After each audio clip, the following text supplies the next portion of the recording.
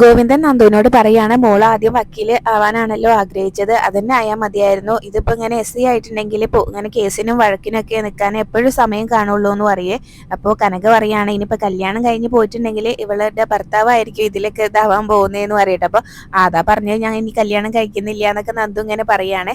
പിന്നീട് അതുപോലെ തന്നെ നയന പറയുന്നുണ്ടായിരുന്നു, നമ്മളിവിടെ ഒത്തുകൂടിയെന്ന് അറിഞ്ഞിട്ടുണ്ടെങ്കിൽ ആദർശേട്ടനെ വിളിച്ചില്ലെങ്കിൽ ആദർശേട്ടന് വലിയ പരാതിയായിരിക്കും എന്ന് പറയൂട്ടോ. അപ്പം അത് സാരല്ലേ മോളെ, ഇനിയിപ്പോൾ വിഷു അല്ലേ വരാൻ പോകുന്നത്, അപ്പോൾ വിഷുവിൻ്റെ അന്ന് നിങ്ങൾ നിങ്ങളുടെ ഭർത്താക്കന്മാരെയും കൂട്ടി ഇങ്ങോട്ട് പോരും, നമുക്ക് ഇവിടുന്ന് ഒരുമിച്ച് സദ്യയൊക്കെ കഴിക്കാമെന്ന് പറയുകയാണ് കേട്ടോ. അപ്പം എനിക്ക് സന്തോഷമാവുന്നുണ്ട്. പക്ഷെ നവ്യ പറയുന്നുണ്ടായിരുന്നു, അബീനെ ഇതിനൊന്നും പ്രതീക്ഷിക്കേണ്ട, അവന് നേട്ടമുണ്ടാക്കുന്ന കാര്യത്തിന് മാത്രമേ അവൻ വരുള്ളൂ. അപ്പം ഞാനും അതുപോലെ തന്നെ നൈനി ആദർശേട്ടൻ വരുന്ന സമയത്ത് ഞാൻ അവരുടെ കൂടെ വന്നോളാം, അബി വരുന്നു തോന്നുന്നില്ല, അവനും അവൻ്റെ അമ്മയൊക്കെ എപ്പോഴും ഇങ്ങനെ പണത്തിൻ്റെ പിറകെയാണ് എന്നൊക്കെ ഇങ്ങനെ പറയൂ കേട്ടോ.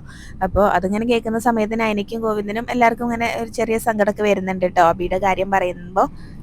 പിന്നീട് വേണു ആണെങ്കിൽ വീട്ടിലേക്ക് എത്തുന്നുണ്ട്. അപ്പോൾ അനാമിക്ക് രേവതി വേണുവിനെ കാത്തിരിക്കുകയാണല്ലോ, അതുകൊണ്ട് തന്നെ വണ്ടിയുടെ ശബ്ദം കേൾക്കുമ്പോൾ തന്നെ അവർ ചാടി പുറത്തേക്ക് വരുന്നുണ്ടായിരുന്നേ. അപ്പോൾ വേണുവിൻ്റെ മുഖത്ത് വലിയ സന്തോഷമൊന്നുമില്ല. വന്ന് കയറുമ്പോൾ തന്നെ ചോദിക്കുന്നുണ്ടായിരുന്നു രേവതി അവളെ ജയിലിലേക്ക് കൊണ്ടുപോയോന്ന്. അപ്പോൾ വേണു അവിടെ നടന്ന കാര്യങ്ങളൊക്കെ പറയുകയാണ് കേട്ടോ. ഇങ്ങനെ കോടതിൻ്റെ വിധി പറയുന്ന സമയത്തൊക്കെ പബ്ലിക് പ്രോസിക്യൂട്ടർ അവളെ ഇങ്ങനെ ശരിക്കും വെള്ളം കുടിപ്പിച്ചു. പക്ഷേ അതിനുശേഷം ഇങ്ങനെ അവിടെ ഈ സംഭവം നടന്ന സ്ഥലത്തൊരു ക്യാമറ ഉണ്ടായിരുന്നു. അപ്പോൾ അവിടെ നടന്ന കാര്യങ്ങളൊക്കെ ആ ക്യാമറയിൽ പതിഞ്ഞിട്ടുണ്ട്. അതുകൊണ്ട് അവളെ കോടതി വെറുതെ വിട്ടു എന്ന് പറയട്ടോ. അപ്പോൾ അങ്ങനെയുള്ളപ്പോൾ സാക്ഷിമൊഴികളൊക്കെ ഇങ്ങനെ എതിരാവുമല്ലോ എന്ന് പറയും. നടന്ന കാര്യങ്ങളൊക്കെ ക്യാമറയിൽ പതിഞ്ഞാൽ പിന്നെ അതല്ലേ ജഡ്ജി കണ്ടാൽ അതല്ലേ വിലക്ക് എടുക്കുള്ളൂ. അപ്പോൾ അതുകൊണ്ട് ആ കാര്യങ്ങളൊക്കെ പറയുന്നുണ്ടായിരുന്നു, അത് ജഡ്ജിനെ കാണിച്ചു എന്നൊക്കെ പറയണ്ട. അപ്പോൾ അനാമയ്ക്കാണെങ്കിലും ആകെ ദേഷ്യം വരുന്നുണ്ടായിരുന്നേ.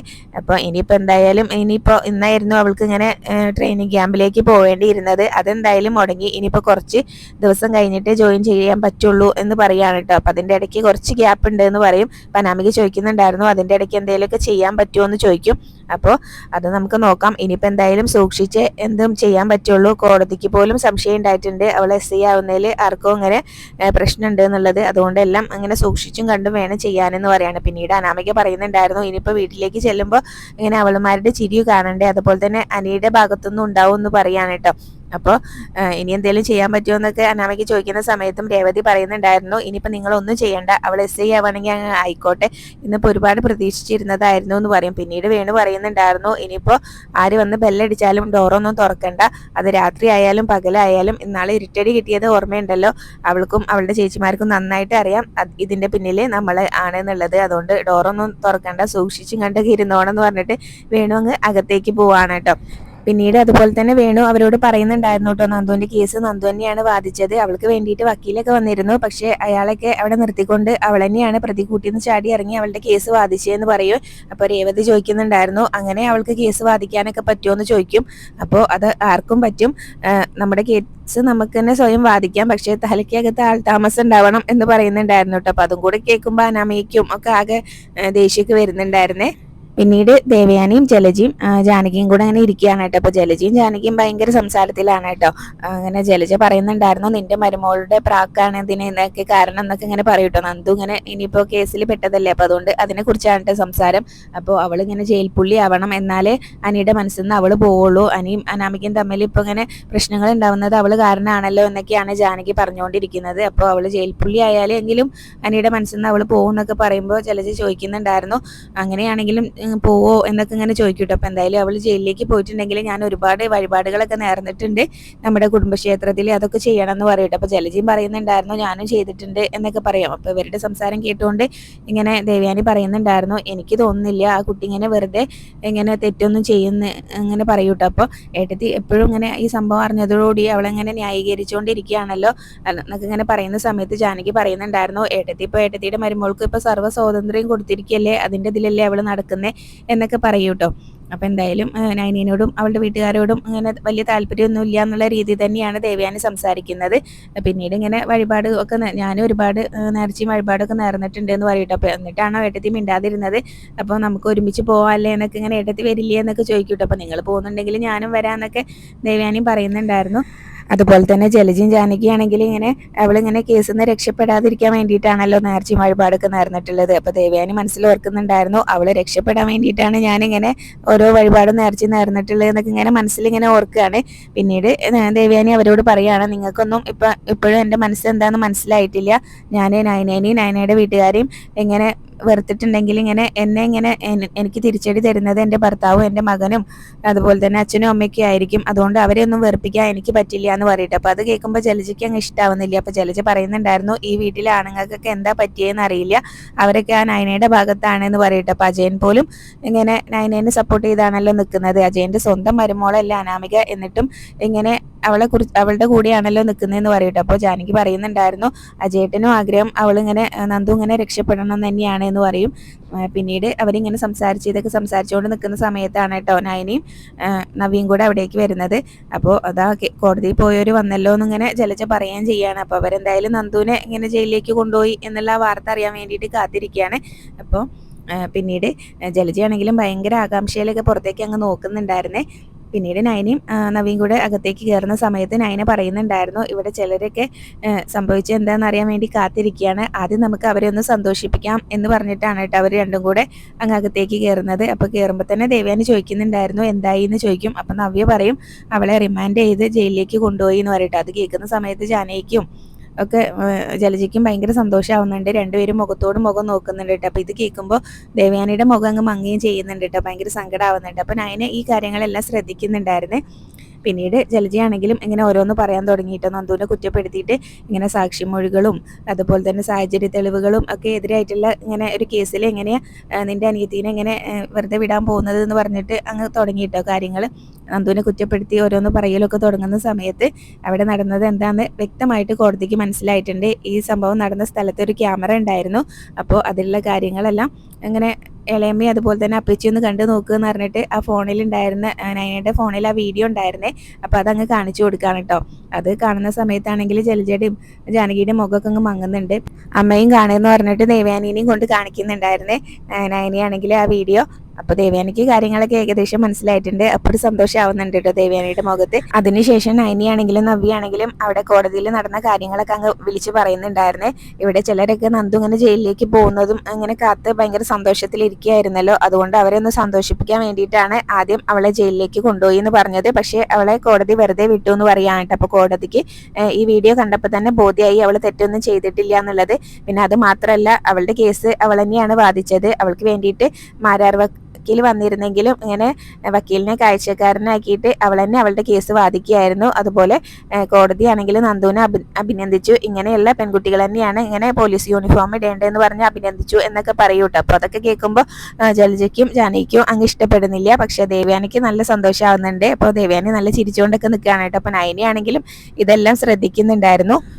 നന്ദുവിനെ കോടതി വെറുതെ വിട്ടു എന്ന് പറഞ്ഞപ്പോൾ തന്നെ ജലജ പറയുന്നുണ്ടായിരുന്നു, നിങ്ങളൊക്കെ അങ്ങോട്ട് പോയപ്പോൾ തന്നെ ഉറപ്പാണ് ഈ കേസ് അട്ടിമറിക്കും എന്നുള്ളത് എന്ന് പറയുമ്പോൾ നയന പറയുന്നുണ്ടായിരുന്നു, തെറ്റ് ചെയ്തിട്ട് ഈ കേസ് അട്ടിമറിക്കാനുള്ള കഴിവൊന്നും ഞങ്ങൾക്കില്ല, ഞങ്ങൾ നന്ദു ഒരു തെറ്റും ചെയ്യില്ല എന്ന് ഞങ്ങൾക്ക് നല്ല ബോധ്യമുണ്ട്, അവളിങ്ങനെ വെറുതെ ആരെയും കയറി തല്ലില്ല എന്നും ഞങ്ങൾക്ക് അറിയാം എന്നൊക്കെ പറയൂട്ടോ. പിന്നെ എന്തായാലും ജലജയ്ക്കും ജാനകിക്കും ഇതൊരു തിരിച്ചടി കിട്ടിയ പോലെ തന്നെയായി. അപ്പോൾ ഇവരിങ്ങനെ സംസാരിച്ചുകൊണ്ട് നിൽക്കുമ്പോൾ തന്നെ ആദർശ് നയനയുടെ ഫോണിലേക്ക് വിളിക്കുന്നുണ്ട്. അപ്പോൾ ആദർശേട്ടനാണെന്ന് പറഞ്ഞ് നയന കോൾ എടുക്കുന്നുണ്ടായിരുന്നു. അപ്പോൾ ആദർശാണെങ്കിലും നന്ദുവിൻ്റെ കാര്യം അറിയാൻ വേണ്ടിയിട്ട് വിളിച്ചത് തന്നെയാണ്. അപ്പോൾ നന്ദു രക്ഷപ്പെട്ടു എന്ന് പറയൂട്ടോ. എന്നിട്ട് നയന പറയുന്നുണ്ടായിരുന്നു, ബാക്കി കാര്യങ്ങൾ ഞാൻ അവിടെ നേരിൽ വന്നിട്ട് പറയാമെന്ന് പറഞ്ഞ് കോൾ കട്ട് ചെയ്യാണ്. പിന്നീട് അങ്ങനെ ഞാനൊന്ന് ഓഫീസിലേക്ക് പോവാണെന്ന് ദേവയാനിയോട് പറയുന്ന സമയത്ത് ദേവയാനി ജാനകിനോടും ജലജയനോടും പറയുന്നുണ്ടായിരുന്നു, എനിക്കും ഒന്ന് പുറത്ത് പോകണം, ഒരാളെ കാണാനുണ്ട് എന്ന് പറയൂട്ടോ. അപ്പോൾ ഞാനൊന്ന് പുറത്ത് പോയിട്ട് വരാമെന്ന് പറയുമ്പോൾ നയന ദേവയാനിയോട് ചോദിക്കുന്നുണ്ടായിരുന്നു, അമ്മ എന്നാ പുറത്ത് പോകുന്ന സമയത്ത് എന്നെ ഒന്ന് ഓഫീസിലാക്കുമെന്ന് ചോദിക്കട്ടോ. അപ്പോൾ നീയും കൂടെ വന്നോ എന്ന് പറയുന്നുണ്ടായിരുന്നു. പിന്നീട് നവ്യാണെങ്കിലും നയനോട് ചോദിക്കുന്നുണ്ടായിരുന്നു, നമുക്ക് ഈ സന്തോഷം ഒരു കേക്ക് മുറിച്ച് ഇങ്ങനെ ആഘോഷിക്കേണ്ടതെന്ന് പറയൂ കേട്ടോ. അപ്പോൾ നയന പറയാണ്, അത് ഞാൻ ഓഫീസിൽ പോയി വന്നിട്ട് മതി എന്ന് പറഞ്ഞിട്ട് നയന ഞാൻ ഡ്രസ്സൊക്കെ ഒന്ന് മാറിയിട്ട് വരാമെന്ന് പറഞ്ഞ് അവിടുന്ന് പോവാണ്. പിന്നീട് നവ്യാണെങ്കിലും ജാനകിനോട് പറയുന്നുണ്ടായിരുന്നു, ഇനിയിപ്പോൾ മരുമോളെ അവളുടെ അച്ഛനെയൊക്കെ വിളിച്ചിട്ട് പറഞ്ഞോ അടുത്ത കള്ളക്കേസ് ഉണ്ടാക്കാനെന്ന് പറയൂ കേട്ടോ. അപ്പോൾ ജാനകി ചോദിക്കുന്നുണ്ടായിരുന്നു, അവരതിന് എന്താ ചെയ്തതെന്ന് ചോദിക്കും. അപ്പം നവ്യ പറയുന്നുണ്ടായിരുന്നു, അവരെന്താ ചെയ്തതെന്നൊക്കെ അവർക്ക് നന്നായിട്ട് അറിയാം, അനാമികയുടെ അച്ഛൻ്റെ സാന്നിധ്യത്തിൽ തന്നെയാണ് നന്ദുവിൻ്റെ കേസിൻ്റെ വിധിയെല്ലാം പറഞ്ഞത്. ആ സമയത്ത് അയാളുടെ മുഖത്ത് ഭയങ്കര സങ്കടവും ദേഷ്യവും എല്ലാം കാണായിരുന്നു എന്ന് പറഞ്ഞിട്ട് നവ്യ അവിടെ നിന്ന് അങ്ങ് പോവാണ്. പിന്നീട് ഇനിയിപ്പോൾ വഴിപാടൊക്കെ ചെയ്യണോ എന്ന് ജാനകി എന്നിങ്ങനെ ചോദിക്കും കേട്ടോ. അപ്പം എന്തിനാ വെറുതെ വഴിപാട് ചെയ്യുന്നത്, കുടുംബക്ഷേത്രത്തിൽ പോയിട്ട് നമ്മൾ അർച്ചന ഇതൊന്നും ചെയ്തിട്ട് ഒരു കാര്യമില്ല, അങ്ങനെ ഭഗവാന്മാരും എല്ലാ ദൈവങ്ങളൊക്കെ അവൾക്കൊപ്പാണ്, പിന്നെ നമ്മൾ എന്തിനു വഴിപാട് ചെയ്യണം എന്ന് പറയൂ കേട്ടോ ജാനകിയാണെങ്കിലും. അപ്പോൾ ജലജയാണെങ്കിലും ആ കാര്യം നടന്നില്ലല്ലോ, അപ്പോൾ അതുകൊണ്ട് അതിൻ്റെ ഒരു വിഷമത്തിലാണ്.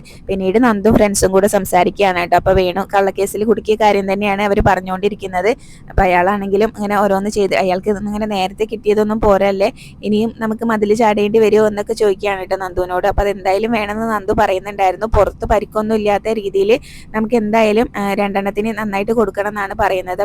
അനാമികയ്ക്കും കൊടുക്കണ്ടേ എന്ന് കൂട്ടത്തിലുണ്ടായിരുന്ന ഒരുത്തം ഇങ്ങനെ ചോദിക്കുന്നുണ്ടായിരുന്നേ. അപ്പം അവളിപ്പോൾ അനന്തപുരിയിലാണെന്നാണ് തോന്നുന്നത്. അവിടെ കയറിയിട്ട് എന്തായാലും അവളെ അടിക്കാൻ പറ്റില്ലല്ലോ. അവളുടെ വീട്ടിലാണെങ്കിൽ അവൾക്കും കൂടെ ചേർത്ത് കൊടുക്കായിരുന്നു എന്ന് പറയൂ കേട്ടോ. അല്ലെങ്കിലും ഇങ്ങനെ അവളുടെ അച്ഛനും അമ്മയ്ക്കും കൊടുത്താൽ മതിയല്ലോ, അത് അവൾക്ക് കിട്ടുന്നതിന് തുല്യം തന്നെയല്ലേ എന്ന് പറയുമ്പോൾ അതിന് അവൾക്ക് അച്ഛനോടും അമ്മേനോടും വലിയ സ്നേഹമൊന്നുമില്ല, അവളിങ്ങനെ ഒരു സ്വാർത്ഥയാണ് എന്നൊക്കെ പറയട്ടോ. അവൾക്ക് അങ്ങനെ അവർക്ക് കിട്ടിയാലും അവൾക്ക് കിട്ടരുത് എന്നാണ് അവളുടെ വിചാരം എന്ന് പറയും. അപ്പം ഇങ്ങനെ ഒരുത്തിയാണല്ലോ അനിയുടെ ഭാര്യയായിട്ട് വന്നത്, ഇതിനെല്ലാം കാരണം നീയാണെന്ന് ഇങ്ങനെ നന്ദുവിനോട് പറയുമ്പോൾ ഇനിയിപ്പോൾ അതൊന്നും ഇങ്ങനെ പറയണ്ടെന്ന് പറയട്ടെ. എന്തായാലും നമുക്ക് ഇന്ന് വേണുവിൻ്റെ മതിലൊന്നും കൂടെ ചാടണമെന്ന് നന്ദു മനസ്സിൽ ഉറപ്പിച്ചിട്ട് അവരോട് അത് പറയുന്നുണ്ടായിരുന്നേ. പിന്നീട് നൈനയും ദേവയാനിയും കൂടെ പോവാണ് കേട്ടോ. അപ്പോൾ നൈന ഇങ്ങനെ പറയുന്നുണ്ടായിരുന്നു, അങ്ങനെ അമ്മയ്ക്ക് അറിയാലോ നന്ദു തെറ്റൊന്നും ചെയ്യില്ല എന്ന്, ആദർശേട്ടനും അത് നന്നായിട്ട് അറിയാം. അപ്പോൾ നന്ദു രക്ഷപ്പെട്ടതിൻ്റെ ഒരു സന്തോഷം അമ്മയുടെ ഉള്ളിൻ്റെ ഉള്ളിൽ ഇല്ലേ എന്ന് ചോദിക്കും കേട്ടോ. അപ്പോൾ ഞാൻ എന്തിനാ സന്തോഷിക്കുന്നത് എന്നൊക്കെ പറഞ്ഞിട്ട് ഭയങ്കര ദേഷ്യത്തിൽ തന്നെയാണ് കേട്ടോ ദേവയാനി നൈനയോട് സംസാരിക്കുന്നത്. നയനയ്ക്കാണെങ്കിലും ദേവയാനിയുടെ ഈ ഒരു പെരുമാറ്റത്തിലും എല്ലാം തന്നെ എന്തൊക്കെയോ ഒരു സംശയം വന്നിട്ടുണ്ട്. അതുകൊണ്ടാണ് നയന ഇങ്ങനെ ഓരോന്ന് ഇങ്ങനെ ചോദിച്ചുകൊണ്ടിരിക്കുന്നതും. പിന്നീട് അവർ സംസാരിച്ച് എന്തായാലും ഓഫീസിൽ എത്തുന്നുണ്ട്. അപ്പം നയനോട് ഇറങ്ങാനായിട്ട് പറയുമ്പോൾ ഇങ്ങനെ അമ്മ എവിടേക്കാണ് പോകുന്നത് എന്നിങ്ങനെ ദേവയാനിയോട് നയന ചോദിക്കൂട്ടോ. അപ്പോൾ ദേഷ്യത്തിൽ തന്നെ പറയുന്നുണ്ടായിരുന്നു, ഞാൻ ഏത് പാതാളത്തിലേക്കെങ്കിലും ആയിക്കോട്ടെ, അതിന് നിനക്ക് എന്താ, നീ ഇപ്പം ഇറങ്ങുമെന്ന് പറയട്ടെ. അപ്പോൾ നയനയാണെങ്കിലും ഇറങ്ങിയിട്ട് അങ്ങ് ഇങ്ങനെ തിരിയുന്ന സമയത്ത് ദേവയാനി ഭയങ്കര സ്നേഹത്തിൽ ഇങ്ങനെ നയനെ നോക്കി നിൽക്കുകയാണ് കേട്ടോ. അപ്പോൾ പെട്ടെന്ന് തന്നെ പറയുന്നുണ്ടായിരുന്നു, വേഗം വണ്ടി എടുക്കുക എന്ന് പറയും കേട്ടോ ദേവയാനി. അത് നയനെ കണ്ടോ എന്നുള്ള ആ ഒരു ഇതിൽ. ഇപ്പം എന്തായാലും നയന ഇങ്ങനെ അവിടെ ഇറങ്ങിയിട്ട് മനസ്സിൽ ഓർക്കുന്നുണ്ടായിരുന്നു, അമ്മ എവിടേക്കാണ് പോകുന്നത് ഒന്നറിയണമല്ലോ എന്നിങ്ങനെ മനസ്സിൽ ഓർക്കുകയാണ്. പിന്നീട് ദേവയാനി എന്തായാലും മാരാർ വക്കീലിനെ കാണാനാണ് കേട്ടോ വരുന്നത്. അപ്പോൾ വക്കീൽ അവിടെ കാത്തു നിൽക്കുന്നുണ്ടായിരുന്നു. ദേവയാനി വന്ന് ആദ്യം തന്നെ അങ്കിളിനോട് താങ്ക്സ് പറയുകയാണ്. അപ്പം എന്നോട് എന്തിനാ താങ്ക്സ് പറയുന്നത്, എന്തായാലും ആ കുട്ടി ഇങ്ങനെ മിടുക്കി കുട്ടിയാണ്, അവൾ അതുപോലെയാണ് ഇങ്ങനെ കോടതിയിൽ കേസ് വാദിച്ച് ജയിച്ചത് എന്നൊക്കെ പറയൂ കേട്ടോ. അപ്പം എന്തായാലും നന്ദു ഇങ്ങനെ SI സെലക്ഷൻ കിട്ടും ഉറപ്പ് ഉള്ള കുട്ടി തന്നെയായിരുന്നു എന്നൊക്കെ ഇങ്ങനെ ദേവയാനിയും പറയാണ്, അവൾ മിടുക്കിയാണ് എന്നുള്ള രീതി തന്നെയാട്ടോ പറയുന്നത്. അപ്പം മാരാർ വക്കീൽ ചോദിക്കുന്നുണ്ടായിരുന്നു, അവൾ ഒറ്റയ്ക്ക് കേസ് വാദിച്ച് ജയിച്ചതിന് എന്തെങ്കിലും സമ്മാനം വാങ്ങിച്ചു കൊടുക്കണ്ടേ എന്ന് പറയും. അപ്പോൾ ദേവയാനി പറയുന്നുണ്ടായിരുന്നു, അതൊന്നും നടക്കില്ല, ഞാനാണ് ഇതിൻ്റെ പിന്നിൽ നിന്ന് ആർക്കും അറിയില്ല എന്ന് പറയൂ കേട്ടോ. അപ്പം എന്തായാലും മാരാർ വക്കീലാണെങ്കിലും പറയുന്നുണ്ടായിരുന്നു, ഒരേ സമയം മരുമകളെ വെറുക്കുകയും സ്നേഹിക്കുകയും ചെയ്യുന്ന അമ്മായിയമ്മയാണല്ലോ ദേവയാനി എന്ന് പറയും. അപ്പോൾ അതെ എന്നിങ്ങനെ പറയട്ടോ. അപ്പോൾ പിന്നീട് ദേവയാനി പറയുന്നുണ്ടായിരുന്നു, മറ്റുള്ളവരുടെ മുന്നിൽ ഞാൻ അവളോട് വെറുപ്പും ദേഷ്യമൊക്കെ കാണിക്കുന്നുണ്ടെങ്കിലും എൻ്റെ ഉള്ളിൽ അവളോട് ഒരുപാട് സ്നേഹമാണ്, എനിക്ക് ആദർശിനേക്കാളും ഇഷ്ടമാണ് ഇപ്പോൾ അവളെ എന്ന് പറയുന്നുണ്ടായിരുന്നേ. അപ്പോൾ അവരൊക്കെ നല്ല പെൺകുട്ടികളാണ്, എന്തായാലും ദേവയാനിയുടെ കുടുംബത്തിലേക്ക് വന്ന് ചേരേണ്ട കുട്ടികൾ തന്നെയാണ് അവർ എന്നിങ്ങനെ പറഞ്ഞു കൊടുക്കുകയാണ് കേട്ടോ ദേവയാനിക്കാണെങ്കിലും. അപ്പോൾ ദേവയാനിക്ക് ഭയങ്കര സന്തോഷമാണ്. അപ്പോൾ ഇതിൻ്റെ ഇടയിൽ നൈനയാണെങ്കിലും ദേവയാനിയുടെ പിറകെ തന്നെ ഒരു ഓട്ടോയിൽ വരുന്നുണ്ടായിരുന്നു.